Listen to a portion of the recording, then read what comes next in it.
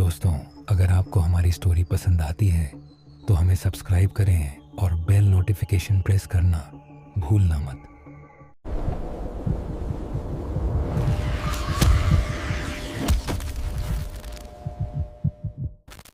समीर को हमेशा से रहस्यों का पीछा करने का शौक था। वह एक पैरानॉर्मल इन्वेस्टिगेटर था जिसका काम दुनिया को यह बताना था कि जिसे वे भूत समझते हैं वह अक्सर दिमाग का वहम या विज्ञान की कोई अनसुलझी गुत्थी होती है। लेकिन जब उसने रक्तपुर के बारे में सुना तो उसे नहीं पता था कि इस बार उसका सामना किसी ऐसी चीज से होने वाला है जो तर्क और विज्ञान की सीमाओं से परे थी। रक्तपुर बिहार और झारखंड की सीमा पर बसा एक ऐसा गांव था जिसके बारे में नक्शों में जिक्र तक नहीं मिलता था। लोग कहते थे कि सूरज ढलने के बाद वहाँ की हवाएं भी रास्ता बदल लेती हैं। समीर अपनी गाड़ी लेकर निकल पड़ा। चारों तरफ घने जंगल थे और जैसे जैसे वह गांव के करीब पहुंच रहा था मोबाइल का नेटवर्क गायब होने लगा था। शाम के करीब 6 बजे थे।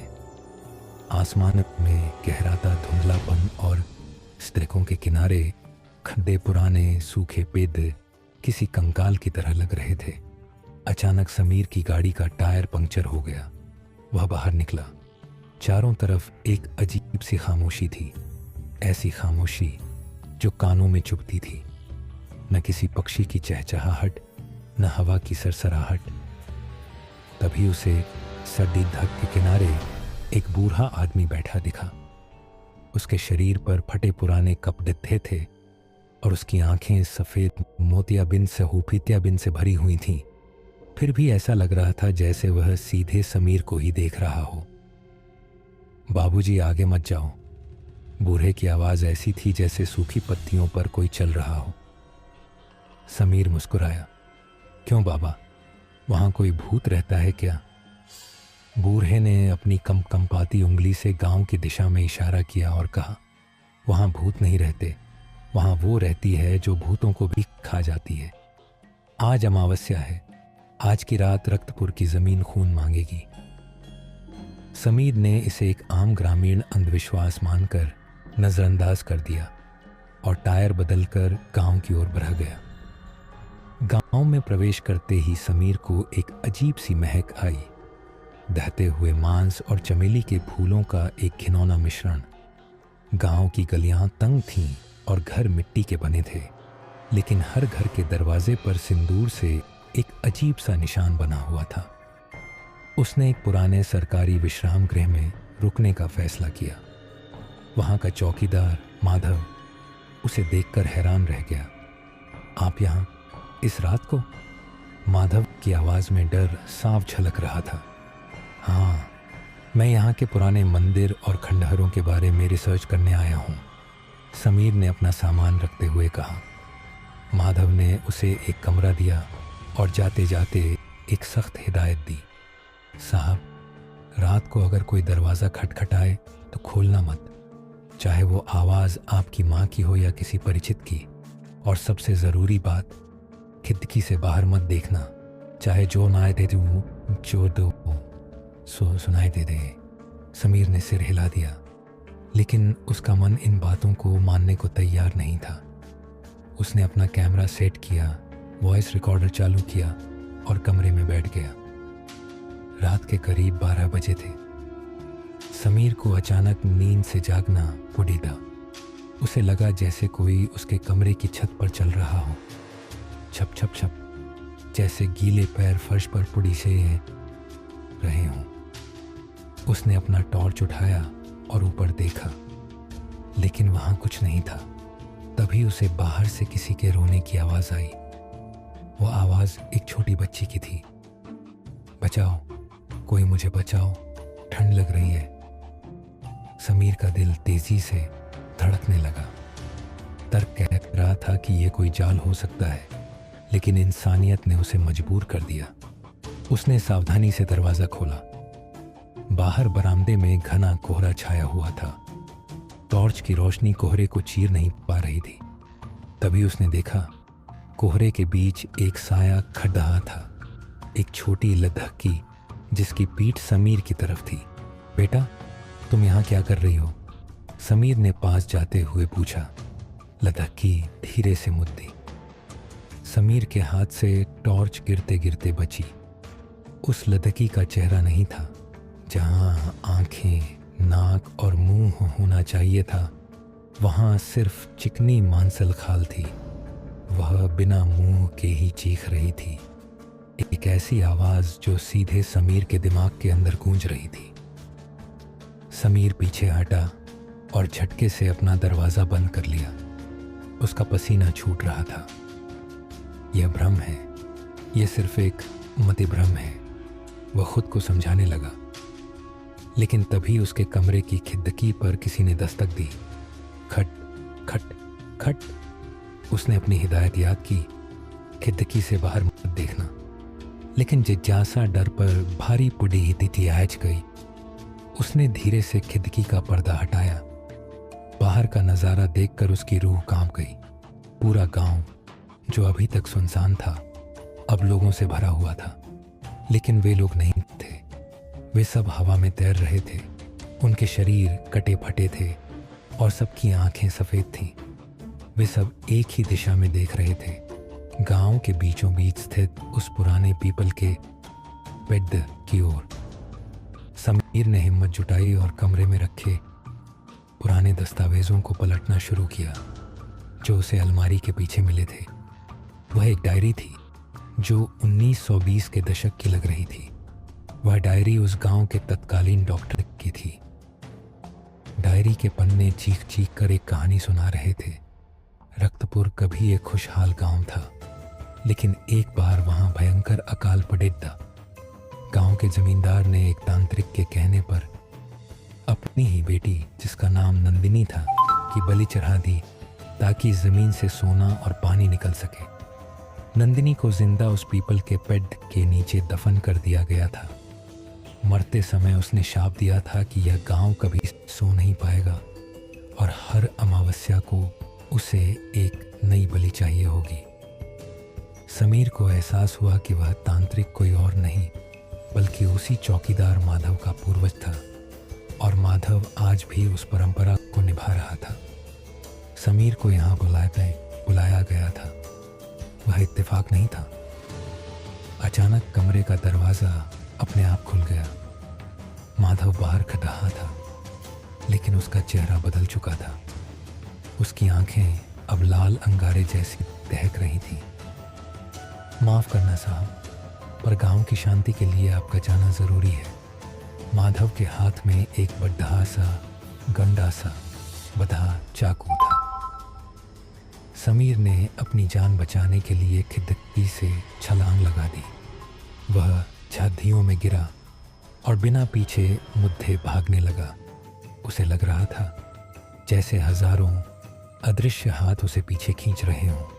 पीछे से भयानक अट्टहास, हंसी की आवाज़ें आ रही थीं। भागते भागते वह उसी पुराने पीपल के पेड़ के पास पहुंच गया।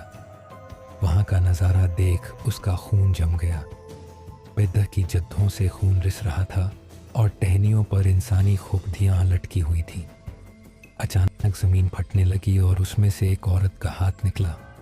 वह नंदिनी थी। उसके बाल ज़मीन तक लंबे थे और उसके नाखून काले और नुकीले थे। वह रेंगते हुए समीर की तरफ बढ़ी। मुझे न्याय चाहिए। उसकी आवाज़ हजारों मुर्दों की आवाज़ जैसी थी। समीर ने देखा कि माधव और गांव के अन्य साये उसे घेर चुके थे। वे सब एक सुर में मंत्र पे से बराबर खींच रहे थे। समीर ने अपनी जेब से अपना लाइटर निकाला। उसे याद आया कि डायरी में लिखा था कि नंदिनी को आग से डर लगता है क्योंकि उसे जीते जी ठंडी मिट्टी में दबाया गया था। समीर ने पास ही पड़ी ही सूखी टहनियों और अपनी डायरी के पन्नों में आग लगा दी। जैसे ही आग की लपटें उठीं, वे साए पीछे हटने लगे। नंदिनी की आत्मा जोर से चिल्लाई और वापस मिट्टी में धंसने लगी। आग बढ़ने लगी। समीर ने इस मौके का फ़ायदा उठाया और अपनी गादी की तरफ भागा। गादी का टायर तो ठीक था, लेकिन चाबी कहाँ थी? उसने अपनी जेब टटोली, चाबी गायब थी। पीछे से माधव आ रहा था। तुम बच नहीं सकते समीर, यह मिट्टी तुम्हें जाने नहीं देगी। तभी समीर को याद आया कि चाबी उसने भागते समय अपनी जीन्स की छोटी जेब में डाली थी।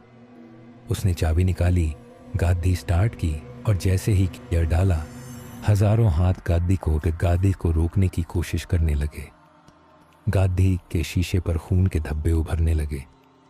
समीर ने एक्सीलेटर पर पैर दबाया और अपनी आंखें बंद कर लीं। एक जोरदार झटका लगा और गाड़ी अंधेरे को चीरती हुई बाहर निकल गई। जब सुबह की पहली किरण फूटी, समीर मुख्य मार्ग पर पहुंच चुका था। वह बुरी तरह कांप रहा था। उसने पीछे मुड़ कर देखा। वहां कोई सड़क नहीं थी, सिर्फ घना जंगल था। उसने पास के एक पुलिस स्टेशन में जाकर पूरी बात बताई। पुलिस वाले एक दूसरे को देखने लगे। एक बूढ़े इंस्पेक्टर ने चाय का घूंट लिया और कहा, बेटा, तुम किस रक्तपुर की बात कर रहे हो? वह गांव तो 100 साल पहले एक आग में जलकर खाक हो गया था।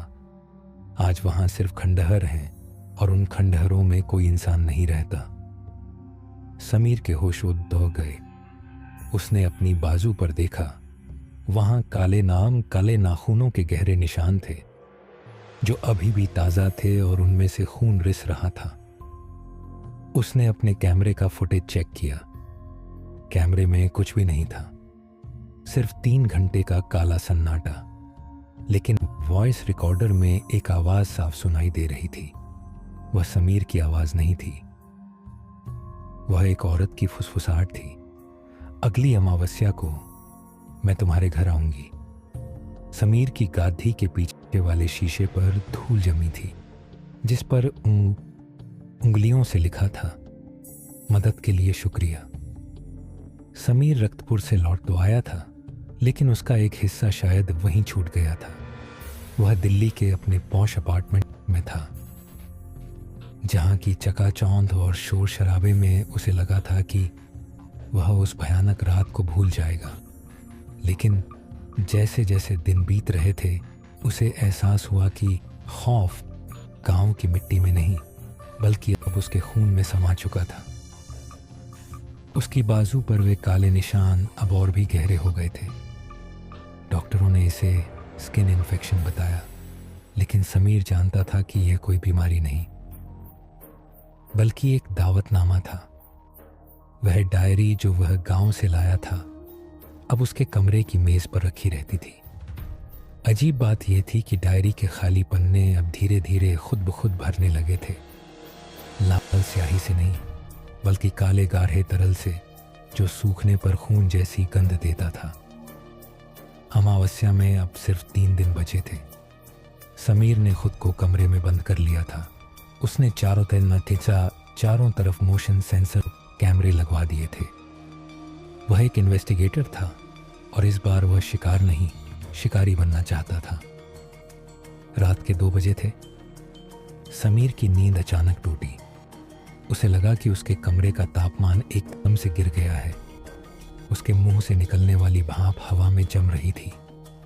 अचानक उसके लैपटॉप की स्क्रीन अपने आप चालू हो गई। स्क्रीन पर कोई वीडियो नहीं चल रहा था, बल्कि उसके ही कमरे का लाइव फीड था। समीर ने स्क्रीन पर देखा। वह खुद बिस्तर पर बैठा था, लेकिन उसके पीछे दीवार से एक काला साया धीरे धीरे बाहर निकल रहा था। वह साया लंबा था। उसके हाथ अप्राकृतिक रूप से मुद्दे हुए थे। समीर ने झटके से पीछे मुड़कर देखा, लेकिन वहां कोई नहीं था। जब उसने फिर से स्क्रीन पर देखा, तो वह साया अब उसके और करीब आ चुका था और उसके कान में कुछ फुसफुसा रहा था। तुमने हमें जगा दिया समीर, अब हम भूखे हैं। समीर को समझ आ गया कि वह इसे अकेले नहीं दे सकता। उसने अपने एक पुराने संपर्क शास्त्री जी को फोन किया, जो प्राचीन लिपियों और तंत्र विद्या के जानकार थे। अगले दिन शास्त्री जी उसके घर पहुंचे। समीर की हालत और घर का माहौल देखकर उनका चेहरा सफेद बुढ़ी के दिए गया। समीर, तुम अपने साथ क्या ले आए हो? शास्त्री जी ने कांपती आवाज में पूछा। समीर ने उन्हें वह डायरी और अपनी बाजू के निशान दिखाए। शास्त्री जी ने अपनी आंखों पर चश्मा चढ़ाया और डायरी के उन नए पन्नों को पढ़ने लगे। यह नंदिनी का शाप नहीं है समीर, शास्त्री जी फुसफुसाए। यह एक रक्त अनुबंध है। उस तांत्रिक ने नंदिनी की बलि सिर्फ पानी के लिए नहीं दी थी, बल्कि उसने एक पुराने शैतान अघोरस को खुश करने के लिए यह सब किया था। नंदिनी तो सिर्फ एक जरिया है। असली भूख उस शैतान की है जिसे तुम अपने साथ शहर ले आए हो। शास्त्री जी ने बताया कि अमावस्या की रात को यह शैतान समीर के शरीर का इस्तेमाल करके इंसानी दुनिया में पूरी तरह प्रवेश करने की कोशिश करेगा। अमावस्या की रात आ गई। दिल्ली में भारी बारिश हो रही थी, जैसे आसमान भी आने वाले खतरे से डर रहा हो। शास्त्री जी ने समीर के चारों तरफ नमक और सिंदूर का एक घेरा बनाया। चाहे जो हो जाए, इस घेरे से बाहर मत निकलना, शास्त्री जी ने चेतावनी दी। उन्होंने मंत्र पढ़ना शुरू किया। रात के 12 बजते ही घर की सारी लाइटें एक साथ फ्यूज हो गईं। खिड़कियां अपने आप खुलने और बंद होने लगी। दीवार पर लगी तस्वीरें नीचे गिरने लगी। अचानक समीर के कमरे के बीचों बीच वही सडीते दहकते हुए मांस और चमेली की महक फैल गई। कोने से एक आवाज आई, छप छप छप, गीले पैरों की आहट। अंधेरे में से नंदिनी की रूह प्रकट हुई, लेकिन इस बार वह डरावनी नहीं बल्कि रो रही थी। मुझे आज़ाद करो, वह मुझे खा रहा है। समीर का दिल पसीज गया। वह घेरे से बाहर निकलने ही वाला था कि शास्त्री जी चिल्लाए, नहीं, यह वह नहीं है, यह उसकी यादों का इस्तेमाल कर तुम्हें ललचा रहा है। तभी नंदिनी का चेहरा अचानक फट गया और उसमें से एक विशाल काला राक्षसी हाथ निकला, जिसने शास्त्री जी का गला पकड़ लिया और उन्हें हवा में उठा दिया। शास्त्री जी का दम घुट रहा था। समीर ने देखा कि उसके बिस्तर के नीचे से वही काला तरल रक्त अनुबंध निकलकर शास्त्री जी की ओर बढ़ रहा था। समीर ने अपनी हिम्मत जुटाई। उसे याद आया कि डायरी में एक आखिरी पन्ना था जो उसने नहीं पढ़ा था। उसने टॉर्च जलाई और वह पन्ना खोला।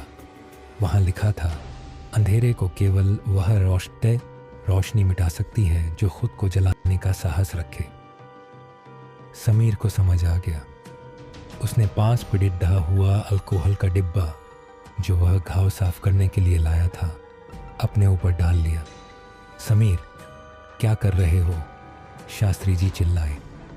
उसे मेरा शरीर चाहिए ना, तो उसे जलता हुआ शरीर ही मिलेगा, समीर ने चिल्लाकर कहा और हाथ में लाइटर ले लिया। जैसे ही वह साया समीर की ओर झपटा, समीर ने आग जला ली। एक भयानक चीख गूंजी, ऐसी चीख जो इंसानी नहीं थी। पूरा कमरा नीली रोशनी से भर गया। वह शैतान और नंदिनी की रूह उस आग की लपटों में खींचने लगे। अगली सुबह बड़ी दोषियों ने पुलिस को फोन किया। जब पुलिस अंदर पहुंची तो कमरा पूरी तरह जल चुका था। शास्त्री जी बेहोश पड़ीले थे, लेकिन जीवित थे। समीर का कहीं अता पता नहीं था। कमरे के बीचों बीच सिर्फ राख का एक ढेर था। पुलिस ने इसे एक हादसा मानकर केस बंद करने की कोशिश की, लेकिन 2 दिन बाद शास्त्री जी को एक पार्सल मिला। उसमें वही वॉइस रिकॉर्डर था जो समीर हमेशा साथ रखता था। शास्त्री जी ने प्ले बटन दबाया। रिकॉर्डर से समीर की आवाज़ आई, शास्त्री जी, मैं बच गया हूँ, या शायद नहीं। मैं अब वहाँ हूँ जहाँ रोशनी और अंधेरा मिलते हैं। रक्तपुर ख़त्म नहीं हुआ है, वह तो बस फैल रहा है। अब मैं उसे अंदर से ख़त्म करूँगा। रिकॉर्डिंग ख़त्म होने के बाद शास्त्री जी ने खिड़की से बाहर देखा। सड़क के उस पार एक बिजली के खंभे के नीचे एक साया खड़ा रहा था, जिसकी बाजू पर वही काले निशान थे। वह साया मुस्कुराया और अंधेरे में ओझल हो गया। समीर अब इंसान नहीं रहा, वह एक रक्षक बन गया था, या शायद खुद एक शाप। ये कोई नहीं जानता, लेकिन एक बात साफ थी, रक्तपुर की कहानी अभी ख़त्म नहीं हुई है। आर्यन अपने साउंड प्रूफ स्टूडियो में बैठा था। रक्तपुर से लौटे उसे एक हफ्ता हो चुका था। वह दिन रात उस फुटेज को एडिट करने में लगा था जो वह उस तहखाने से लाया था। लेकिन एक अजीब बात हो रही थी। जब वह फुटेज को फ्रेम बाय फ्रेम देखता तो उसे वीडियो में कुछ ऐसा दिखाई देता जो शूटिंग के वक्त वहाँ नहीं था। खंडहरों के पीछे अंधेरे कोनों में धुंधले चेहरे दिखाई दे रहे थे। वे चेहरे आर्यन को ही घूर रहे थे। सबसे ज़्यादा डरावना वह क्लिप था जिसमें समीर की रूह उससे बात कर रही थी। वीडियो में समीर की आंखों की पुतलियां बार बार बाईं तरफ घूम रही थीं, जैसे वह स्क्रीन के बाहर बैठे आर्यन को इशारा कर रही हों। पीछे देखो। आर्यन ने हेडफोन उतारकर मेज़ पर फेंका। यह मेरा वहम है, वह बड़बड़ाया। उसने पानी पीने के लिए बोतल उठाई, तभी उसकी नज़र कंप्यूटर स्क्रीन पर पुडी दी थी। एडिटिंग सॉफ्टवेयर अपने आप चल रहा था। वीडियो की टाइमलाइन अपने आप कट रही थी और जुड़ रही थी। स्क्रीन पर एक नया वाक्य टाइप हुआ, मुझे दुनिया को दिखाओ आर्यन। आर्यन का शरीर पसीने से तरबतर हो गया। उसने माउस पकड़ी धाकर सॉफ्टवेयर बंद कुमासी मैम बंद करने की कोशिश की, लेकिन कर्सर अपनी मर्जी से हिल रहा था। वह यू अपलोड बटन की तरफ बढ़ रहा था। नहीं, यह नहीं हो सकता, आर्यन चिल्लाया। उसने सीपीयू का प्लग खींचने के लिए हाथ बढ़ाया। तभी उसके हेडफोन से एक कान फाड़ देने वाली चीख निकली। वह चीख इतनी तेज थी कि स्टूडियो के शीशे चटक गए। आर्यन दर्द से कराहते हुए जमीन पर गिर पड़ा था। उसने देखा कि उसके हाथ, वही हाथ जिनसे वह टाइप कर रहा था, काले पिघलने लगे थे। उसकी उंगलियां कीबोर्ड की तरह सख्त और ठंडी हो गई थीं। एक अदृश्य शक्ति ने उसका हाथ पकड़ा और ज़बरदस्ती इंटर बटन पर दे मारा। स्क्रीन पर लोडिंग बार चलने लगा।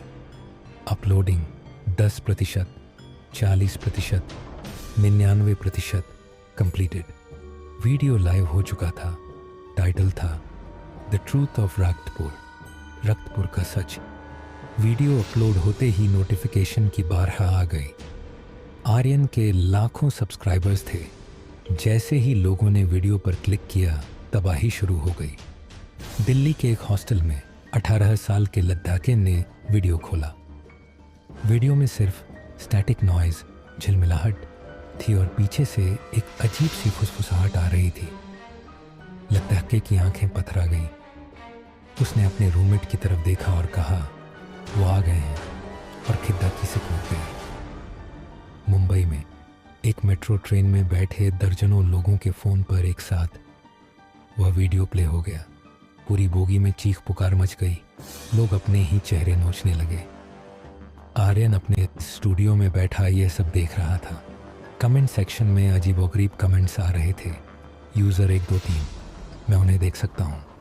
dark_soul, दरवाज़ा खोलो आर्यन, हम आ गए।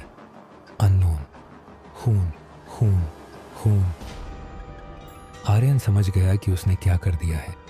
उसने अदोरस को सिर्फ आज़ाद नहीं किया था, उसने उसे इंटरनेट दे दिया था। अब वह शैतान हर उस स्क्रीन से बाहर आ सकता था जहां इंटरनेट मौजूद है। मामला इतना बढ़ा गया कि साइबर सेल के हेड इंस्पेक्टर कबीर को आर्यन के स्टूडियो भेजा गया। कबीर एक सख्त पुलिस वाला था जो भूतों में नहीं, हैकर्स में यकीन रखता था। कबीर ने दरवाज़ा तोड़ा और आर्यन के स्टूडियो में घुसा। आर्यन, हाथ ऊपर करो, तुमने कैसा वायरस फैलाया है। लेकिन अंदर का नज़ारा देख कबीर के कदम ठिठक गए। आर्यन अपनी कुर्सी पर बैठा था, लेकिन उसका सिर धद्दाह से गायब था। उसकी गर्दन से खून नहीं निकल रहा था, बल्कि वहाँ से फाइबर ऑप्टिक केबल्स जैसी काली नसें निकलकर कंप्यूटर स्क्रीन के अंदर जा रही थी। आर्यन का पूरा शरीर धीरे धीरे पिक्सेल्स में बदल रहा था और स्क्रीन के अंदर समा रहा था। कंप्यूटर स्क्रीन पर आर्यन का चेहरा उभरा। वह अब डिजिटल दुनिया का हिस्सा बन चुका था। इंस्पेक्टर, स्क्रीन से आवाज आई, भाग जाओ, अब यहाँ कोई ऑफलाइन नहीं रह सकता। कबीर ने अपनी बंदूक निकाली और स्क्रीन पर गोली चला दी। गोली लगते ही मॉनिटर फट गया, लेकिन धमाके के साथ कांच के टुकड़े नहीं बिखरे बल्कि काला धुआं कमरे में भर गया। धुएं के बीच से अधोरस का आकार बनने लगा। इस बार वह मांस और हड्डियों का नहीं था, वह बिजली और डेटा से बना था। उसकी आंखें एलईडी लाइट की तरह चमक रही थीं। तुम मुझे नष्ट नहीं कर सकते। अधोरस की आवाज़ कमरे के हर स्पीकर, हर मोबाइल और हर इलेक्ट्रॉनिक डिवाइस से एक साथ गूंजी। मैं अब सिग्नल हूँ। कबीर ने अपनी वॉकी टॉकी पर बैकअप मंगाने की कोशिश की, लेकिन वॉकी टॉकी से भी वही आवाज़ आई। तुम्हारी बारी है कबीर। कमरे की सारी लाइटें बुझ गईं। अंधेरे में सिर्फ कबीर की मोबाइल स्क्रीन चल रही थी। स्क्रीन पर एक टाइमर चल रहा था। 003, 002, 001। अगली सुबह पुलिस ने स्टूडियो को सील कर दिया। कबीर और आर्यन दोनों गायब थे। पुलिस को वहां सिर्फ एक मेमोरी कार्ड मिला। जब फॉरेंसिक लैब में उस कार्ड को चेक किया गया तो उसमें एक ही ऑडियो फाइल थी। उसमें कबीर की आवाज़ थी जो चिल्ला रहा था, अपनी आंखें बंद कर लो, स्क्रीन्स की तरफ मत देखो। वो आंखों के रास्ते दिमाग में घुसते हैं और फिर सन्नाटा। शहर में अब एक अजीब सा कर्फ्यू लग गया था। लोग अपने घरों के टीवी, फोन और कंप्यूटर फोन देख रहे थे, क्योंकि जो भी स्क्रीन की तरफ देखता उसे अपनी परछाई में अधोरस खद्दा दिखाई देता। कहानी यहाँ खत्म नहीं हुई। रक्तपुर अब एक गांव नहीं था, पूरी दुनिया रक्तपुर बन चुकी थी।